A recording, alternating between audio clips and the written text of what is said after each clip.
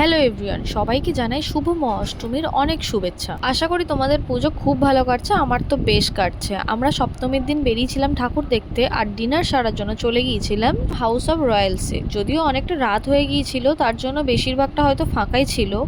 আমাদেরকে গিয়ে একটু অপেক্ষা করতে লাগেনি, গিয়েই সিট পেয়ে গিয়েছিলাম আর চলে এসেছি ভিতরে। তো ভিতরে যখন চলে এসেছি, কোনো অপেক্ষা করা ছাড়া তাহলে আর অর্ডার দিতে দেরি করি কেন, চটপট অর্ডার করে ফেললাম হরিয়ালি কাবাব আর সাথে চিকেন বিরিয়ানি। কিন্তু অর্ডার করার পর আমাদের প্রায় 20 থেকে 25 মিনিট সময় লেগেছিল খাবারটা আসতে, যেটা পুজোর সময় খুবই স্বাভাবিক একটা ঘটনা। এরপর খাবারটা আসতে আমি ট্রাই করে নিয়েছি প্রথমেই হরিয়ালি কাবাবটা, যেটা খেতে খুবই ভালো ছিল।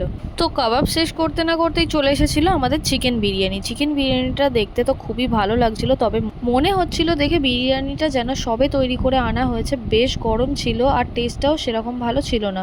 হয়তো অন্য সময় আসলে এর টেস্ট অনেক বেশি পাওয়া যায়, তবে চিকেনের পিসটা কিন্তু খুবই ভালো ছিল। সুন্দর বড় একটা লেগ পিস দিয়েছিল। তো তাহলে তোমাদের পুজোর খাওয়া দাওয়া কেমন চলছে কমেন্টে জানাতে ভুলো না। ভিডিওটা ভালো লেগে থাকলে লাইক করে দিও।